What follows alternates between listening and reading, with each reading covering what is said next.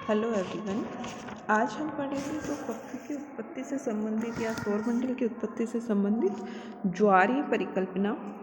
ज्वारीय परिकल्पना का प्रतिपादन अंग्रेज विद्वान थे सर जेम्स जीन्स ने सन 1919 में किया और जेफरीज नामक जो विद्वान थे उन्होंने 1929 में इसमें कुछ संशोधन किया। जो ये परिकल्पना थी ज्वारीय परिकल्पना, तो इस संशोधन के बाद इस परिकल्पना का महत्व और अधिक बढ़ गया और ये ज्वारीय परिकल्पना आधुनिक परिकल्पनाओं तथा सिद्धांतों में से एक है जिसे अन्य की अपेक्षा अधिक समर्थन प्राप्त है। अपनी संकल्पना की पुष्टि के लिए जीन्स कुछ तथ्यों को स्वयं मानकर चलते हैं और इसमें कुछ कल्पित तथ्य मानने हैं। जीन्स ने जैसे कि सौरमंडल का निर्माण सूर्य तथा एक अन्य तारे के सहयोग से हुआ। प्रारंभ में सूर्य गैस का एक बहुत बड़ा गोला था। सूर्य के साथ साथ ही ब्रह्मांड में एक दूसरा विशालकाय तारा था। अब देखो, ये उन्होंने स्वयं कल्पित यानी स्वयं के द्वारा माने गए कुछ तथ्य हैं। अगला है कि सूर्य अपनी जगह पर स्थित था और अपनी जगह पर ही घूम रहा था, लेकिन साथ ही तारा एक निश्चित पथ के सहारे सूर्य के निकट आ रहा था, यानी कि सूर्य के पास आ रहा था वो दूसरा जो विशालकाय तारा था। और जो दूसरा साथी तारा था उसका आकार तथा आयतन सूर्य से बहुत अधिक विशाल था और पास आते हुए तारे द्वारा ज्वारीय शक्ति का प्रभाव सूर्य के बाह्य भाग पर पड़ा। अब देखो, ज्वारीय प्रभाव के जैसे चंद्रमा से ज्वारीय प्रभाव हमारे पृथ्वी के महासागरों में ज्वार उत्पन्न होता है ना चंद्रमा के कारण, तो इसी तरह जब वो साथी तारा सूर्य के नज़दीक आया तो वहाँ से उसकी ज्वारीय शक्ति का प्रभाव सूर्य के बाह्य भाग पर पड़ा। अब इस प्रकार से जो कल्पित तथ्य थे उनके आधार पर जीन्स ने बताया कि साथी तारा निरंतर एक पथ के सहारे सूर्य की तरफ बढ़ रहा था, जिस कारण जो साथी तारे की आकर्षण शक्ति थी उस आकर्षण शक्ति द्वारा वायव ज्वार का प्रभाव सूर्य के बाह्य भाग पर पड़ने लगा और फलस्वरूप क्या होने लगा, सूर्य में ज्वार उत्पन्न होने लगा। और ये ज्वारीय क्रिया सूर्य में, देखो मैंने पहले बताया, सूर्य में ठीक उसी तरह हुई जिस तरह वर्तमान समय में पृथ्वी के निकट चंद्रमा के आ जाने से पृथ्वी के महासागरों में ज्वार उत्पन्न हो जाता है। अब देखो, ज्यों ज्यों वो विशालकाय तारा सूर्य के नज़दीक आता गया तो उसकी क्या हुई, आकर्षण शक्ति बढ़ती गई तथा ज्वार की तीव्रता भी बढ़ती गई। और जब तारा सूर्य के निकटतम दूरी पे आया तो उसकी आकर्षण शक्ति इतनी अधिक हो गई कि वो सूर्य से भी अधिक हो गई उसकी आकर्षण शक्ति, और इस कारण सूर्य से 1000 किलोमीटर लंबा सिगार के आकार का ज्वार सूर्य के बाह्य भाग में उठा। और इस सिगार के आकार वाले भाग को फिलामेंट बोलते हैं। ये क्वेश्चन काफ़ी बार आता है कि फिलामेंट क्या है। तो सूर्य से साथी तारे के आकर्षण शक्ति के द्वारा सिगार के आकार वाला जो भाग अलग हुआ उसको फिलामेंट कहते हैं। सूर्य के निकटतम दूरी पर पहुंचने के कारण तारे की अधिकतम आकर्षण शक्ति के प्रभाव से विशाल फिलामेंट क्या हुआ, सूर्य से हटकर तारे की ओर अग्रसर हुआ। लेकिन जीन्स के अनुसार पास आने वाला तारा सूर्य के मार्ग में नहीं था तो वो तो आगे चला गया। तो इस प्रकार जो तारे के दूर निकल जाने के कारण फिलामेंट तारे के साथ तो नहीं जा सका, अब वह सूर्य का परिभ्रमण करने लगा। अब प्रश्न ये उठता है कि वो सूर्य का परिभ्रमण करने लगा तो वो वापस सूर्य के पास क्यों नहीं आया।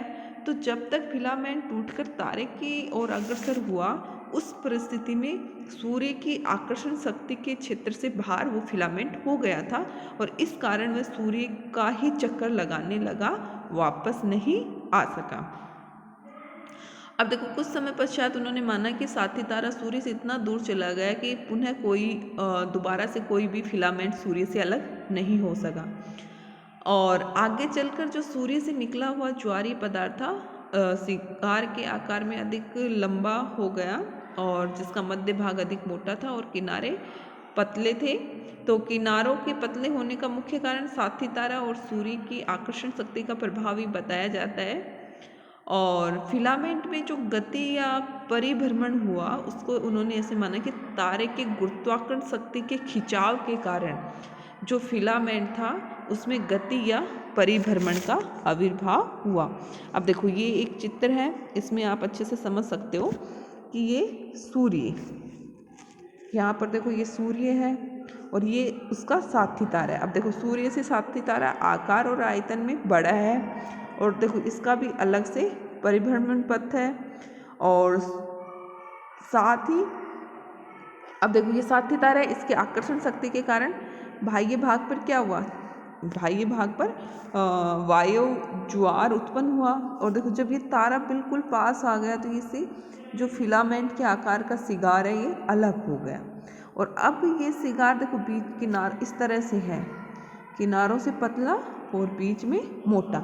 और अब ये तारा तो आगे चला गया, ये फिलामेंट इसके साथ नहीं जा पाया, लेकिन ये सूर्य के चारों तरफ चक्कर लगाने लगा। तो इस तरह से ये डायग्राम से आप समझ सकते हो। अब फिलामेंट से ग्रहों की उत्पत्ति की समस्या थी, तो सूर्य के अलग होने के बाद फिलामेंट शीतल होने लगा, मतलब ठंडा होने लगा, जिस कारण उसके आकार में संकुचन हुआ। अब जैसे जैसे ठंडा होगा तो उसके आकार में संकुचन होगा और संकुचन के कारण फिलामेंट कई टुकड़ों में टूट गया और प्रत्येक भाग क्या हुए, इकट्ठे होकर ग्रह के रूप में बदल गए। इस प्रक्रिया के कारण फिलामेंट से 9 ग्रहों की रचना संभव हुई। और इस प्रक्रिया के अनुसार सूर्य की आकर्षण शक्ति के प्रभाव से ग्रहों पर भी ज्वार उत्पन्न हुआ और उनसे कुछ पदार्थ अलग हो गए जिससे उपग्रह बने।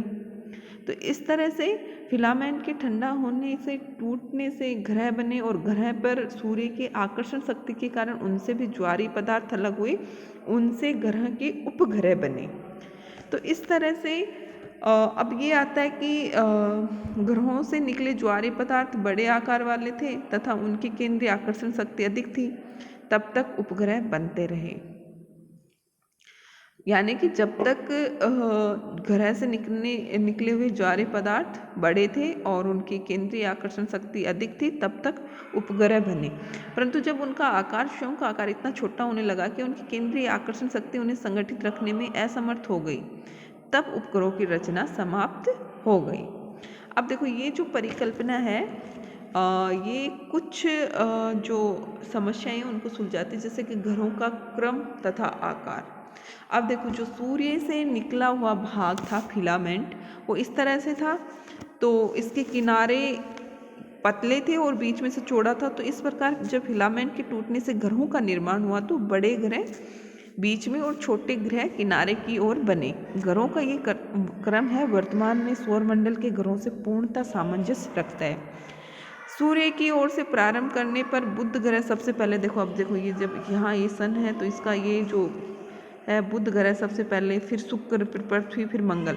अब देखो मंगल एक अपवाद है, मंगल को अगर छोड़ दें तो फिर बीच में सबसे बड़ा ग्रह आ जाता है बृहस्पति, फिर शनि, फिर अरुण, वरुण। लेकिन जब यम ग्रह की खोज हुई तो इस परिकल्पना का महत्व और बढ़ गया। हालांकि अब यम ग्रह नहीं है, 2006 में उसको ग्रह का दर्जा समाप्त करके बोना ग्रह का दर्जा दिया गया, यानी ड्वार्फ प्लेनेट का दर्जा किया गया। तो ये ग्रहों के क्रम और आकार की समस्या को सुलझाती है, साथ ही उपग्रहों का क्रम। इस परिकल्पना के अनुसार ग्रहों के उपग्रहों का निर्माण ग्रहों से निकले हुए ज्वारीय पदार्थ उसी प्रकार से हुआ जैसे सूर्य से निकले ज्वारीय पदार्थ से ग्रहों की रचना हुई है। तो इस प्रकार ग्रहों के उपग्रहों का भी वही क्रम है, यानी कि जो सबसे बड़ा उपग्रह है, यानी कि इन ग्रहों से भी जो ग्रह निकले वो भी इस तरह फिलामेंट में, तो इन उपग्रह में भी बीच में सबसे बड़ा उपग्रह और किनारों पे सबसे छोटे उपग्रह किनारों पे बने। तो ये तथ्य भी वर्तमान उपग्रहों की स्थिति तथा क्रम से पूर्णतः मेल खाता है। तो ये भी सिद्ध होता है कि ग्रहों तथा उपग्रहों की रचना एक ही प्रणाली द्वारा हुई है। अगला जो पॉइंट है वो है उपग्रहों की रचना तथा आकार। तो इस ज्वारीय परिकल्पना के अनुसार बड़े ग्रह ब्रह्मांड में अधिक समय तक गैस के रूप में रहे, क्योंकि आकार की विशालता के कारण उनको ठंडा होने में अधिक समय लगा। इस कारण बड़े ग्रहों के उपग्रह अधिक संख्या में बने, परंतु छोटे आकार वाले थे। और जो मध्यम आकार वाले ग्रह थे उनसे कम संख्या में उपग्रह बने, परंतु वो आकार में बड़े थे। और जो किनारे वाले ग्रह थे वो बहुत छोटे थे, तो शीघ्र ठंडे हो गए, तो उनसे कोई उपग्रह नहीं बना। तो यही कारण है बुध और शुक्र के एक भी उपग्रह नहीं है। अगली समस्या, ग्रहों का परिभ्रमण कक्ष। तो इस परिकल्पना के अनुसार जो ग्रहों के परिभ्रमण कक्ष हैं वो सूर्य के कक्ष से मेल नहीं खाना चाहिए, बल्कि ग्रह कक्ष को सूर्य कक्ष से एक निश्चित कोण पे झुका होना चाहिए, क्योंकि सूर्य की आकर्षण शक्ति से ग्रह क्या है, झुक जाता है। तो ये तथ्य भी वर्तमान ग्रहों के कक्ष से पूर्णतः मेल खाता है। जैसे हम देखते हैं बुध है वो 7 डिग्री का झुकाव लिए हुए है, शुक्र है वो 3.5 डिग्री, पृथ्वी 23.5 डिग्री का कोणीय झुकाव है, मंगल का 2, बृहस्पति का 1, शनि का 2.5 डिग्री, अरुण का 0 और वरुण का 2। तो ये भी तथ्य इस परिकल्पना द्वारा सत्य होता है। अगला है कि निःसृत वायु पदार्थ का आकार। तो पास आते हुए तारे की ज्वारीय शक्ति से सूर्य से जो फिलामेंट निकला वह सिगार के आकार का ही क्यों, ये भी एक प्रश्न बनता है।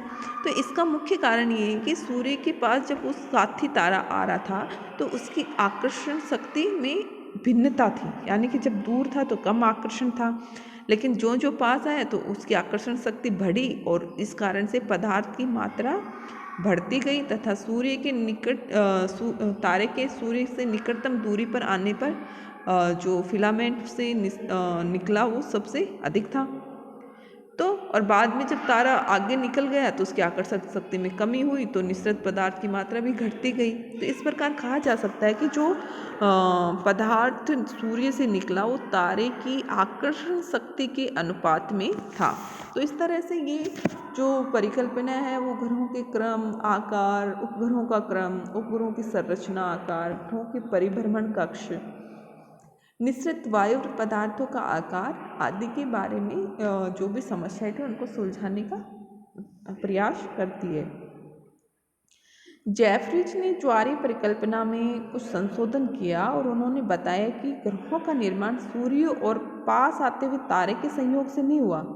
उन्होंने कहा कि सूर्य और पास आते हुए तारे के अलावा एक और तारा था जिसे उन्होंने सूर्य का साथी तारा बताया, और उन्होंने कहा कि जब सूर्य का साथी तारा था और जो पास आता हुआ तारा था वो दोनों एक सीध में थे और इस कारण दोनों में टक्कर हो गई और कुछ भाग आकाश में बिखर गया। तो अगर हम जेफरीज के संशोधन को मानते हैं तो ग्रहों के परिभ्रमण संबंधित अनेक समस्याएं सुलझ जाती हैं और लघु ग्रह तथा उपग्रह घनीभवन की मंद क्रिया के फलस्वरूप नहीं बने। उन्होंने कहा कि ये स्लो प्रोसेस से नहीं बने बल्कि आंशिक रूप में ठोस होने अथवा तरल होने के कारण शीघ्र निर्मित हो गए।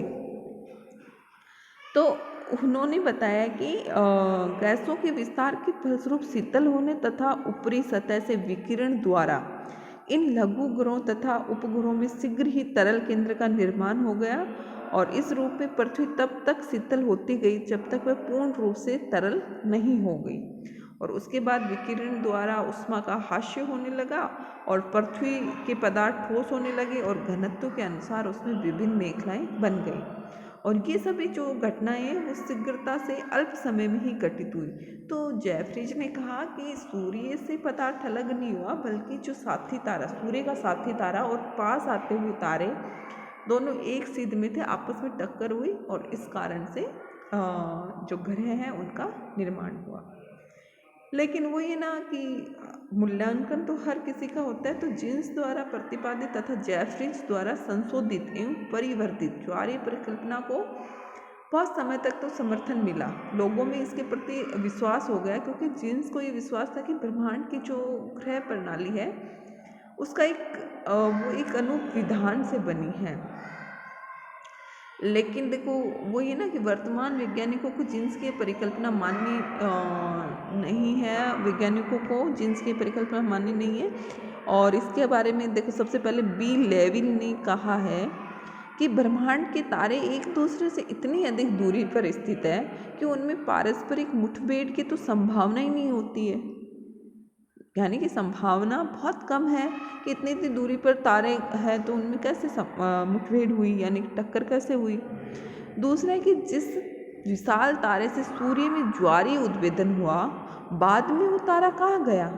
कि बाद में तो वो तारा उसी पथ पे चक्कर लगाना चाहिए वापस से, तो इसका उत्तर भी नहीं मिल पाता है। इसी तरह एन पारिस्की ने गणितीय परिकलन के आधार पर यह प्रमाणित किया कि जीन्स की परिकल्पना से सूर्य तथा ग्रहों के बीच वास्तविक दूरी की यथार्थता प्रमाणित नहीं की जा सकती। अगर हम ये माने कि सूर्य से इतना पदार्थ निकला होगा जिससे कि बने ग्रह सूर्य से इतनी दूरी पर फैले हैं, जो कि सूर्य की व्यास से हजारों गुना बड़ी है। जो बृहस्पति ग्रह है वो सूर्य की व्यास की 500 गुनी दूरी पर उसकी परिक्रमा करता है। इसी प्रकार वरुण की सूर्य से दूरी सूर्य की व्यास से 3000 गुना अधिक है। तो इस परिकल्पना के अनुसार ग्रहों को सूर्य से अत्यधिक नजदीक होना चाहिए, जबकि वास्तव में ये बहुत दूर है। तो इस समस्या का समाधान कुछ संशोधन द्वारा किया जा सकता है, जैसे जेफरीज ने बताया। तो क्योंकि उन्होंने स्वयं ने कहा है कि 1929 में प्रतिपादित सिद्धांत में कुछ परिवर्तन होने चाहिए तथा कुछ स्थलों पर तो सिद्धांत पूर्णतः गलत है, ये जेफरीज ने कहा है। फिर एक ये होता है कि सूर्य से जो पदार्थ निकला उसका घनीभवन, यानी कि वो एक जगह इकट्ठे होकर किस प्रकार ग्रह बने, तो इसका भी जीन्स ने भली भांति उल्लेख नहीं किया है। कि उन्होंने कहा कि सूर्य के निचले स्तर से भी पदार्थ निकला होगा तथा तापमान बहुत अधिक रहा होगा, और उस परिस्थिति में घनीभूत न होकर ब्रह्मांड में छिटक जाना चाहिए था। और ग्रहों में अधिक कोणीय गति का आविर्भाव कैसे हुआ, यानी कि ग्रहों में इतनी कोणीय गति कैसे आई, तो इसका भी जीन्स ने स्पष्ट उल्लेख नहीं किया। तो ये इसके कुछ दोस्त थे, और ये थी जेम्स जीन्स और जेफरीज की ज्वारीय परिकल्पना।